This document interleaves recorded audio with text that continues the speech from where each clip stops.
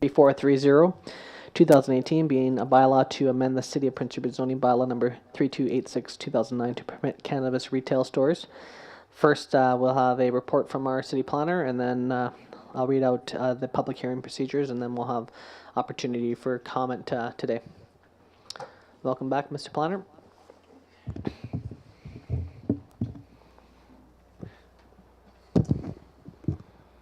Thank you, Mr. Mayor. The topic of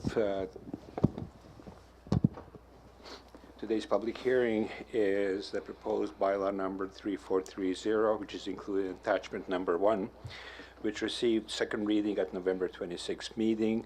At that time, public hearing was called for tonight's date. As quick background, the report submitted for the first and second reading remain current. Some salient points include: City Council has considered changes in federal and provincial legislation concerning legislation of recreational cannabis and elected to permit retail sales of recreational cannabis. There are a number of broad areas where the changes in legislation affect municipal responsibilities. At this time, City Council has elected to deal with changes relating to land use regulation and regulatory bylaws and conditions under which retail sale of recreational cannabis will be permitted. In this report and this public hearing, I will concentrate on land use regulations, in other words, amendments to the Prince Rupert zoning bylaw. While there are other aspects to zoning and land use, the proposed amendments are specific to retail sales of cannabis. A community information meeting was held at the Coast Mountain College on November 13th, as prescribed in council procedures, and the meeting was well attended. Resulting from the input at the information meeting, City Council accepted staff recommendation to amend the area where cannabis retail stores can be located.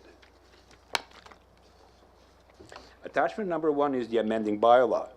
For the presentation purposes, I have drafted the amending bylaw into the zoning bylaw text.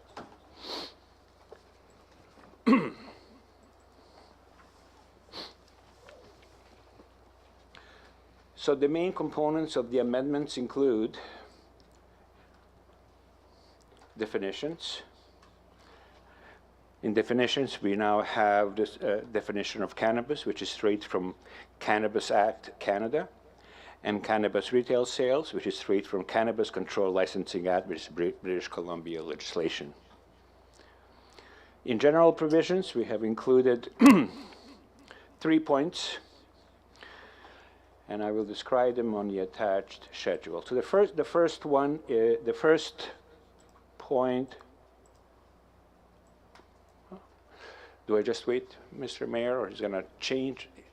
Okay. So the first point is that the stores must be located within the area prescribed in this schedule.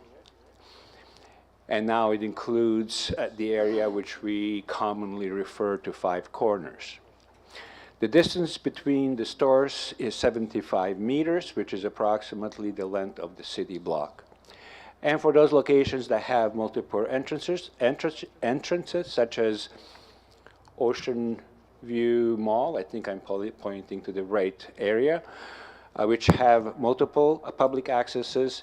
The first measurement will be the closest to the open door, and then from that door, the nearest distance to the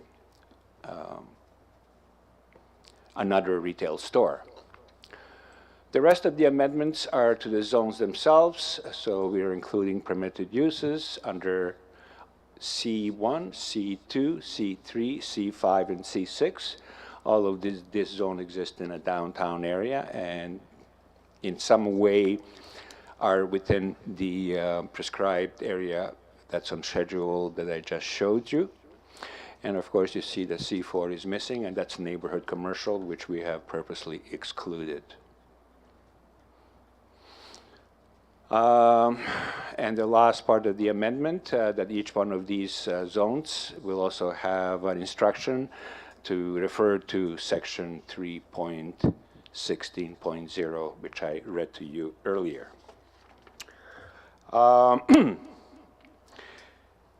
Public notices were published in the local papers, posted in the city on the city notice board, as well as advertised on the city website and some social media platforms. As of December 7 at 4:30, as stated in the notice, no written submissions were submitted, or I was made aware of. The cost of this process is all at the council's cost, which includes advertisement and public information meeting and public hearing notifications.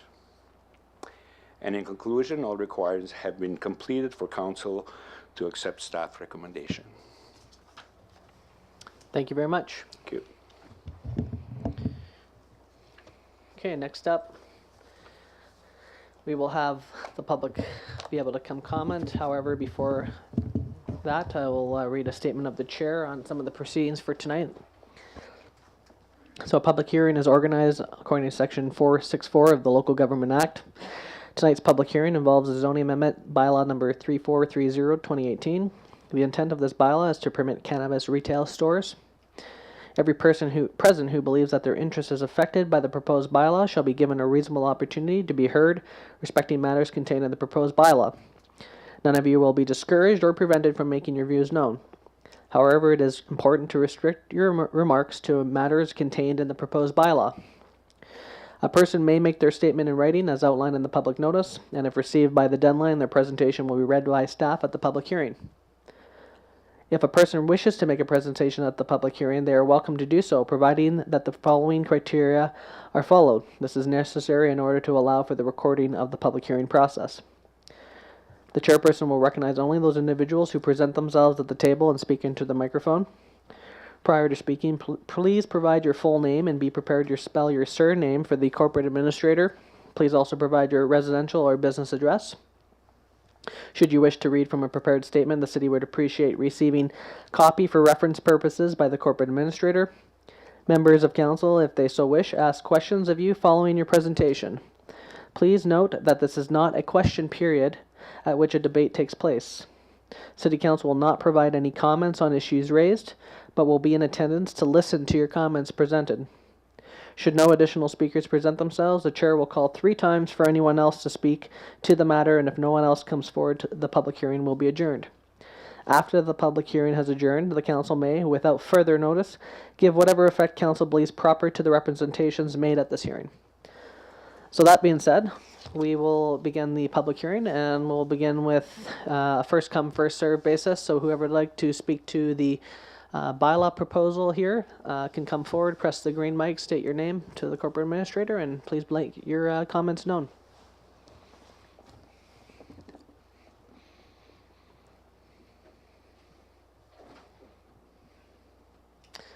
Welcome.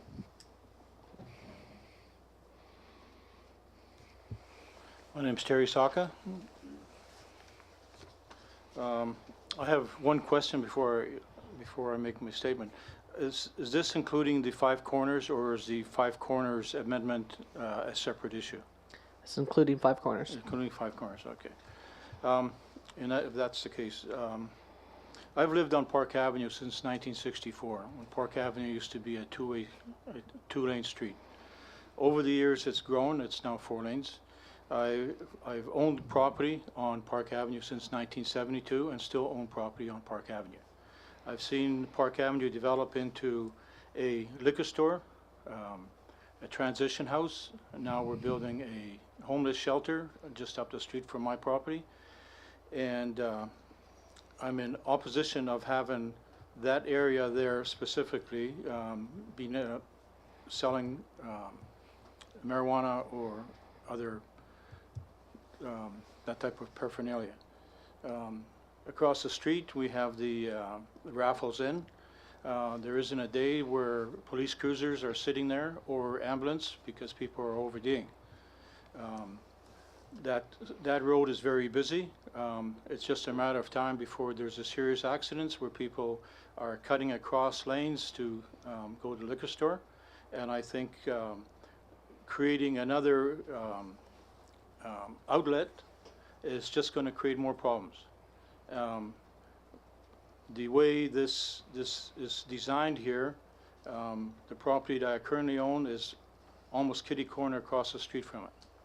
And I've got serious issues where if I were to sell my property, there's a possibility that the value of that property will diminish because I've got people selling pot across the street.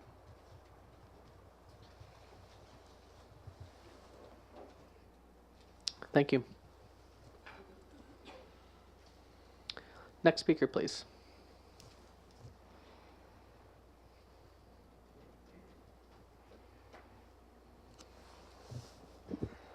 Hello, my name's David Shank. I'm a regional manager of Hive Cannabis store based in Victoria, and I'm from Toronto. I am a manager of a medical cannabis clinic, and our goal at Hive is to help educate communities with the integration of cannabis, either retail or medical.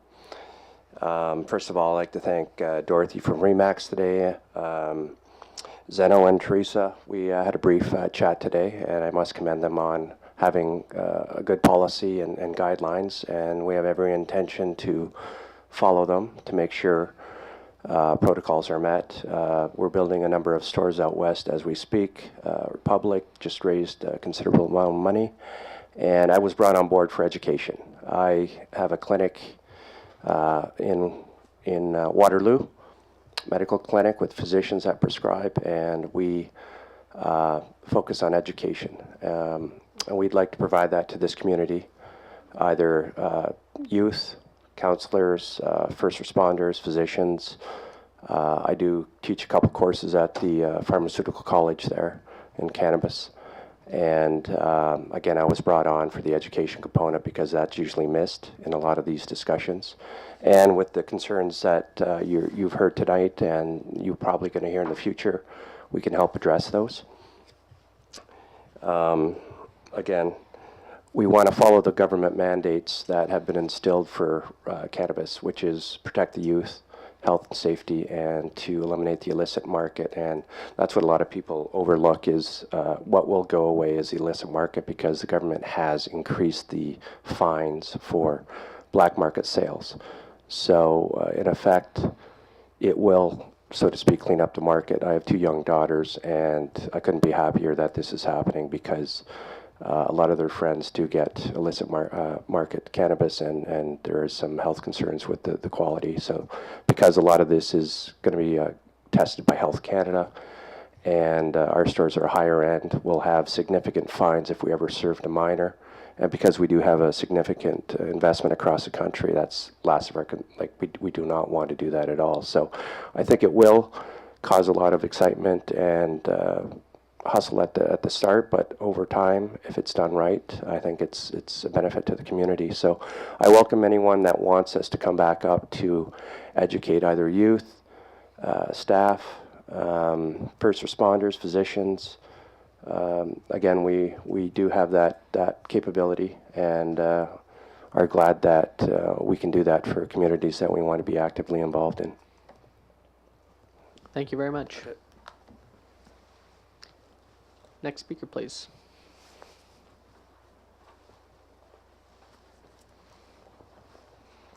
Welcome.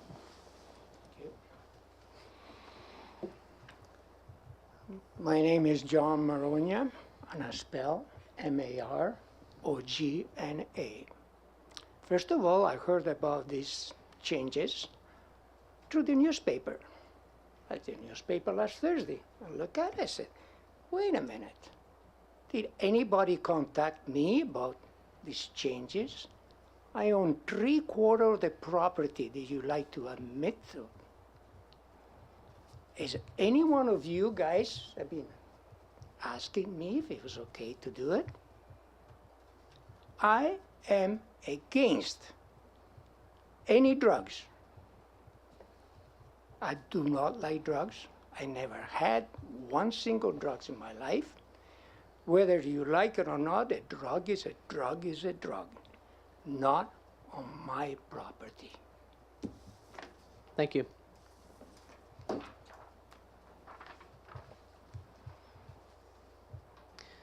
Next speaker, please. Welcome. Oh, press it again there, yeah. Thank you. My name is Dustin Woodman. I live at 1037 First Ave West, just above the ocean view there. And I just wanted to say that I am absolutely in Five Corners, despite who the owners are, who the future owners might be. I think that Prince Rupert, we have to keep it open. It's away from schools. I don't think that we should be making moral judgments when it's legal. It's gone through the legal processes. The people who are trying to start these businesses are going through processes. And I also believe that that the city has to look at, you know, what is the businesses and how they are set up. And is it a shady guy selling drugs from a counter, or is it a legit business that is more like a pharmacy?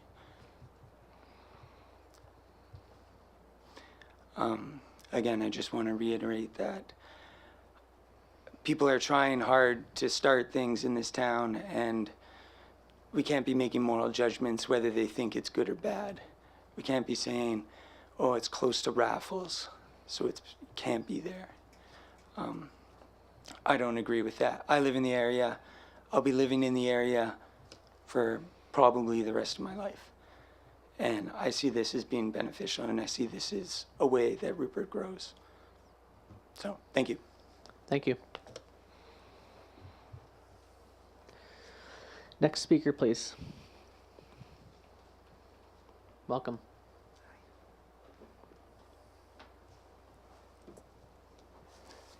Hi, my name is Darian Cork. It's C-O-R-K-E, my last name. I also represent Hive Cannabis. I'm one of the retail managers as well.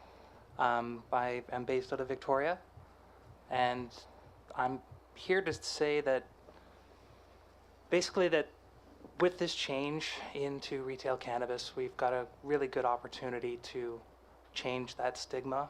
Whether or not cannabis is a drug, the issue is that it is legal now, and we should be taking advantage of that. We have a good opportunity to review these policies and, like the city of Prince Rupert is doing, enact something that can be positive and benefit both businesses and the community. Addressing any concerns when it comes to whether or not this is a negative drug, we should have that open dialogue continually, and I really agree with that, and that's why we are here. That's why I'm here myself, is to answer any questions that anyone has when it comes to this. Personally, I've been involved in this the majority of my adult life. I've spent the last 3 years involved in cannabis, and before that, the last 6 years involved with the liquor industry. My adult life has been involved in a regulated industry, and I'm really looking forward to the city of Prince Rupert moving forward with that as well. Thank you. Thank you.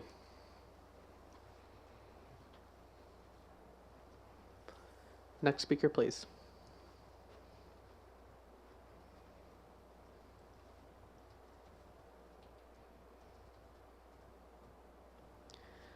I'll call for a second time for the next speaker.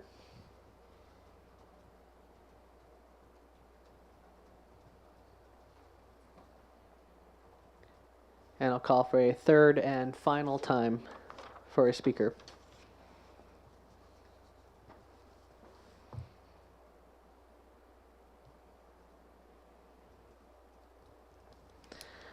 Seeing none, I'd entertain a motion to adjourn. Moved by Councillor Cunningham, second by Councillor Niche. All those in favor? The public hearing is now adjourned.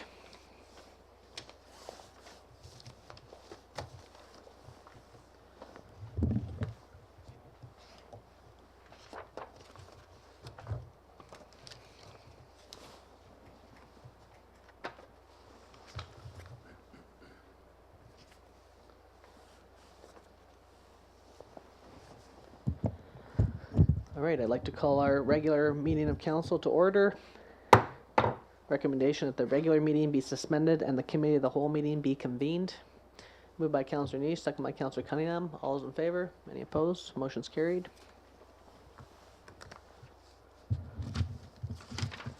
I'd like to call tonight's Committee of the Whole meeting to order. Recommendation of the agenda for the Committee of the Whole meeting of December 10th, 2018 be adopted. Moved by Councillor Niche, second by Councillor Adie. All those in favor? Any opposed? Motion's carried. So the Committee of the Whole meeting is a meeting that we hold every month at the last meeting of every month. It's an opportunity for the public to come speak to council on any topic as they wish. So the members of the public are free to come forward to talk about any topic in Prince Rupert. We did the public hearing for marijuana, so that was separate. But at this point, every month we give this opportunity. So if there's anyone in the audience has anything they want to chat about, they can feel free to do so now.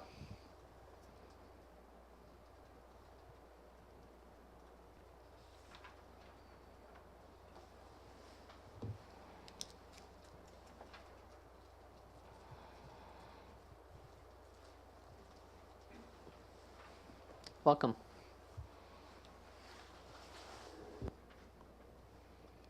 Oh, press that button again now. Oh, okay. Larry Golden, 1601 2nd Avenue West. First, you can't deal with something you don't measure. So I'd like to see our counts for how many people we have in the different transition houses, the homeless, is it full, is it half full, is it what? But the thing that I'm coming up with is that I see numerous of the lower end hotels, places that have 6 and 8 and 10 rooms, going empty, and they are not, or maybe one apartment is done or 2 apartments, and the city, in a sense, first I'd like the city to look at this because I'm hearing the rents aren't going down, so I had to get out of the business of a duplex because the customers went down, but I was still paying full sewer, water, etc. for my duplex, and so I just shut it down and no longer did it. But a lot of these hotels, they aren't hotels, they're rooming houses. Their water has come through a metering. So if they only have one tenant, they only have to pay the water for one tenant. So and like I said, I can see 3 or 4 or 5 of these places that they only have one tenant in maybe 6 or 8 or 10, and the rents aren't going down. So I would first like us to the city do a broad scan on it. But secondly, what I'd like to do is take away the water meters. So it used to be that if you had 6 registered apartments or 6 registered units, you had to pay 6 water and sewage. They took it away because it's not fair to the Highliner Hotel, or it was actually taken away when a motel owner was here, and they didn't want that their rooms be paying for that. But we can get into these rooms where they're multi, and they're not taking down their rents. Even Raffles, I went by there, looked to me like half the rooms were empty even tonight. You really can't tell by places with lights.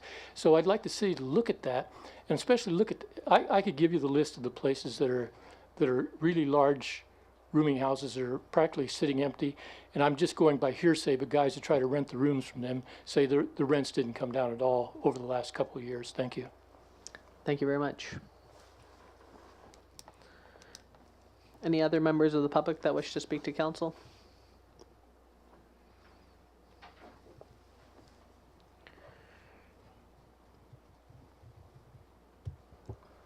Yes, it's something that's been kind of bothering me for quite some time, and Mr. Maragna kind of touched on it.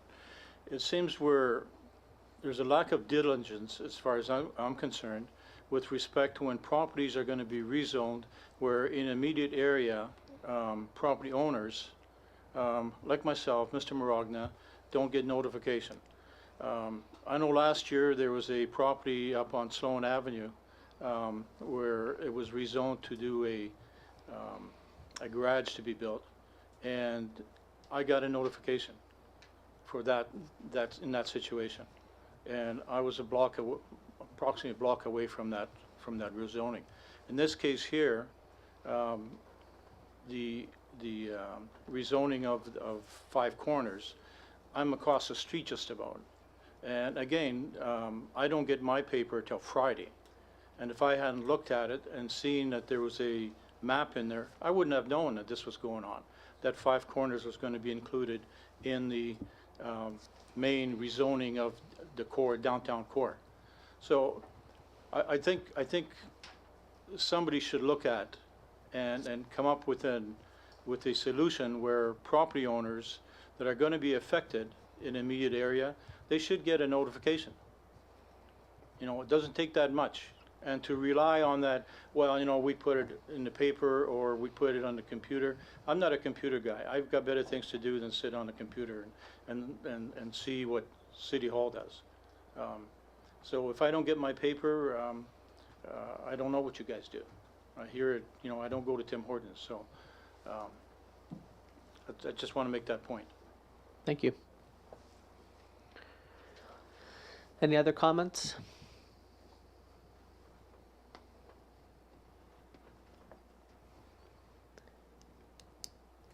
Okay, seeing none, I'd entertain a motion to adjourn and reconvene the regular council meeting. Moved by Councillor Adie, seconded by Councillor Cunningham. All's in favor?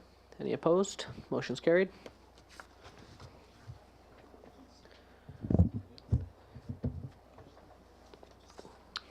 Okay. Item 2, recommendation that the agenda for the regular council meeting of December 10th, 2018 be adopted as presented with revisions to the recommendation to council agenda item 9B, which is to change the timing from 7 p.m. to 5 p.m. and that a special regular council meeting of council be held immediately following the public meetings to consider adoption of the proposed bylaw. Moved by Councillor Niche, second by Councillor Cunningham. All those in favor? Any opposed? Motion's carried.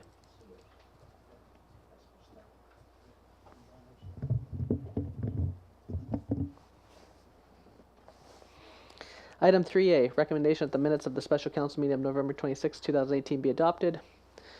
Moved by Councillor Adie, seconded by Councillor Morrow. All those in favor? Any opposed? Motion's carried. Item 3B, recommendation that the minutes of the regular council meeting of November 26, 2018 be adopted. Moved by Councillor Skelton Morvan, seconded by Councillor Cunningham. All those in favor? Any opposed? Motion's carried. Item 3C, recommendation that the minutes of the Committee of the Whole Council meeting of November 26, 2018 be received. Moved by Councillor Moreau, seconded by Councillor Adie. All those in favor? Any opposed? Motion's carried. First up, we have a report from our Chief Financial Officer regarding the October 2018 Financial Variance Report. Thank you, Mr. Mayor. Most operating and utility revenues and expenses are on track for this time of year and are within budget. Capital projects will be winding up since it's the end of October for this variance report. Costs will continue to come in as we approach the end of the year. This report is being provided for monthly information purposes. Any questions from council? Councillor Morrow? I just had one question of clarification around the obviously the reduced revenues from the pool closure and the renovations we were doing. I'm just wondering if that, to me it looks like it's just about $45,000 less than last year. I'm wondering if that's about what we budgeted to lose in user fees over the course of that closure. Yes, approximately. It was at the time when we first were doing the budget, we were uncertain as to exactly how long the pool would be closed. So it was a guess, basically. So. Any follow-up? Yeah, we came close, but yeah. So, but yes, it was taken into account anyway. Other questions? Okay, recommendation that council receive this report for information purposes. Moved by Councillor Adie, seconded by Councillor Morrow. Further discussion? All those in favor? Any opposed? Motion's carried. Item 6B, report from our Chief Financial Officer regarding the 2019 Financial Capital Plan works and purchases. Thank you. So staff has prepared the recommended schedule of capital works and capital budget purchases for 2019. By council approving these works, it provides staff the time required to tender projects and obtain design requirements for the projects planned to be performed throughout the year. Many of the projects planned for 2019 are funded out of utility revenues, gas tax, grants, reserves, surplus, and debt. Some have been rolled over or are continuation from fiscal 2018. Some notable projects planned to be undertaken in 2019 are: the city will be starting the second phase of the water project, which is the replacement of the Woodworth Lake Dam. It will be funded by a grant, and with the rest funded by legacy and a loan. The loan is anticipated to be repaid through future legacy dividends. 2019 will see the completion of the West Berm expansion at the landfill. This project was necessitated due to the rapid intake at the landfill during the speculative period in 2014 and 2015. The recreation complex will see replacement of the boilers and the installation of the chlorine and ammonia ventilation systems. The airport ferry will be heading south for its refit in April. Airport users will see substitute service for the time the ferry is in dry dock. The city will need to replace the large garbage truck. Staff is investigating the possibility of implementing curbside recycling through the purchase of a multi-purpose vehicle. This truck will be funded through an equipment loan. Staff are recommending an increase to the annual paving budget for 2019. The roads budget has been the same since 1998. Therefore, staff is aiming to continue proposing future increases. Council is asked to approve the capital works and purchases schedule so that staff can begin to plan and organize for their acquisition and construction in the 2019 fiscal period. Questions from council? Councillor Ady. On the curbside recycling, there is a private operator, I understand, who does that service. I would like to know whether there's any thought to include him or inform him, and so that he's a part of that process rather than a competitor to it. All efforts will be made to contact the regional district as well, and we would be happy to have a discussion with the private operator. As mentioned, we are investigating the option of doing curbside pickup, so that would be a consideration for sure. Other questions? Councillor Cunningham. Curbside pickup, how are we going to model that? Is it, have we any plans on exactly how we're going to do it? Or is it going to be specific, like terrace and that, right down to compost and that? And how is it going to be enforced in that? All part of the investigative part of looking into what we are going to do exactly with the new garbage truck. Councillor Morrow. Not a question, just a comment. I'm very pleased to see that we're going to be able to accomplish all of these things in the coming fiscal. Particularly, obviously, the paving. I didn't realize it since 1998 hasn't been increased. So great work on getting that together.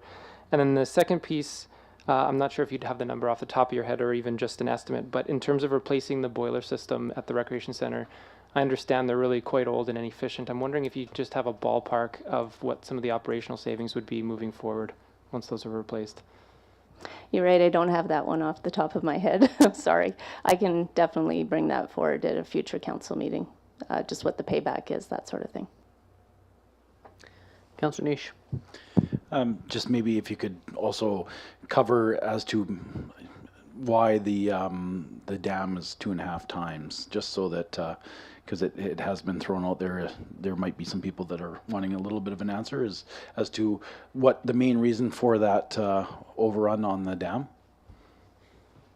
Well, initially when we applied for the, the interesting thing about grants is that we know that we're about to have to do some of these larger projects, but we haven't really quite got the timing down. And then we get a notice that there's a grant, and so we go and we get we've had conceptual designs, we refreshed those conceptual designs and the costing so that we could apply for the grants. And then once you move into the detailed design phase, that changes the scope of the work. And then, of course, the fact that the dam is over, not on our island, but on the mainland, further complicates much of the costing. So, because we are also looking to possibly to make it a little bit higher so that we can accommodate future possibilities for electrical generation, we opted to have the dam increased back to the same level that it was before. Back in the 1980s, it was taken down a little bit. BC Hydro used to run electricity out of there. So long story short, at the very end of the day, the costs of the dam were about 2.5 times higher than what the conceptual drawings had costed out. So we had applied for the grant, but fortunately we do have Legacy to be able to help us along with that. Thank you. Other comments? Okay, recommendation that council approve by resolution the proposed schedule of capital works and capital purchases so that city staff can begin to plan and organize their acquisition and construction in the 2019 fiscal period. Moved by Councillor Niche, second by Councillor Cunningham. Further discussion? Okay, all those in favor? Any opposed? Motion's carried. Next, we have a report from our communications manager regarding the proposed policy for council consideration of cannabis retail applications. Thank you. So it's a pretty short report. Essentially, we've proposed a policy describing how we intake cannabis retail applications so that it's clear to potential retailers what our intake process is and the kinds of referrals that'll be done internally when we intake an application. So to the fire department and our CMP, and yeah, what that notification process looks like, so that anyone in the vicinity of the retailer, the proposed retailer, would also be notified and have opportunity for public comment. So my recommendation is that council adopt the attached proposed policy for council consideration of cannabis retail applications. Comments from council? Councillor Morrow? I just have one question around government-run stores. I'm wondering if, from the municipality's perspective in this policy, or as part of the intake, if the province wants to set up a government-run store, are we treating them the same way that we would treat any private applicant? So essentially, yes. They have a little bit of a different system because they don't have to apply through the Liquor and Cannabis Regulation Branch. So we won't have a referral from the LCRB like we would with a private applicant. However, we will receive their application and have them do the same kind of notification process and same council consideration before they issue the business license. Other comments? Okay, recommendation that council adopts the attached proposed policy for council consideration of cannabis retail applications. Moved by Councillor Cunningham, second by Councillor Adey. Any further discussion? All those in favor? Any opposed? Motion's carried. Next up, resolutions from closed meetings. Mr. Mandrick. Thank you, Mr. Mayor. On November 26, 2018, at Council's closed meeting, the following resolution was made. It was moved by the Mayor and seconded by Councillor Cunningham that Council, having decided to vote through secret ballot and having reviewed the applicants of the Prince Rupert Tourism Board, make 2 appointments to the board of Mr. Mike Cote and Ms. Janice Iverson, and that the Council release this resolution at a future regular meeting of Council, and that was carried by all. Thank you. Thank you. Next up on bylaws, regarding the zoning amendment bylaw number 3430-2018, the bylaw to adopt and amend City of Prince Rupert zoning bylaw to permit cannabis retail stores. Mr. Kreka, is there anything followed up that you need to speak to today? Okay. Comments from council. Councillor Niche. So after having the public information session down at the college, it was brought up for someone on Park Avenue wanting so they could have it in their building. From hearing that, and then from hearing tonight where there's a property owner that doesn't want it, the one thing that I'd like to point out is that just because if this zoning amendment goes through, it doesn't necessarily mean that you have ultimate control of your property. So if you choose not to have that particular business on your property, you don't have to have it. All the other businesses downtown, I mean, they all have the option whether they want to rent to that sort of business themselves. I mean, the mall has chosen to stay in the zone to give maybe future options. Maybe someday you'll sell your property and maybe somebody buying it might want to do that. So you do have the option of not allowing anyone to do anything you want on your property. But there is also people in the neighborhood that are wanting it in their building. So, we just have to weigh that when we make our decision here. Councillor Morrow. I just kind of want to echo what Councillor Nice just said, but just add another quick point to that as well. Is it's obvious that a couple of the residents have identified that there is a gap in the notification process, and I think the clarification is warranted that we're not rezoning property necessarily. We're making an amendment to the zoning bylaw to permit cannabis. So just like you said, every private property owner that's within that zone will have the ability to say no to any potential cannabis establishment. So, but on a higher level, just around the actual zoning bylaw amendment that I want to speak to is just on a high level, it's been pretty obvious that prohibition has failed as a government policy. And so legalization has presented us as a municipality with a number of challenges, but also a number of opportunities. And I think the amendment that we've put forward, the amount of times that we've met with the RCMP and Fire Hall and across departments, I think we've avoided some of those pitfalls, particularly around having these cannabis located in the downtown and commercial core. And from a planning perspective, making sure that land uses are compatible, to me, is one of the most important things. So having cannabis retail allowed as a land use within our commercial core makes sense and is complementary in my view. So with that said, I am in favor of the amendment as it stands. Thank you. Other councillors? Okay, recommendation that council gives third reading and adopts the zoning amendment bylaw number 3430 2018. Moved by Councillor Morrow, seconded by Councillor Niche. Further discussion? All's in favor? Any opposed? Motion's carried. Next up, we have a report from our Director of Operation regarding bylaw number 3432 2018 to amend the trade or business license bylaw number 2426 1982 to establish regulations for cannabis retail stores. Is who's speaking to this? Okay. I am. So these are simple bylaws that are complementary to the zoning bylaw that's just been passed to establish the appropriate trade and licensing regime, which involves $5,000 and $2,500 a year after that, and to establish the sort of the appropriate definitions which are applicable to the provincial regulations and our own bylaws.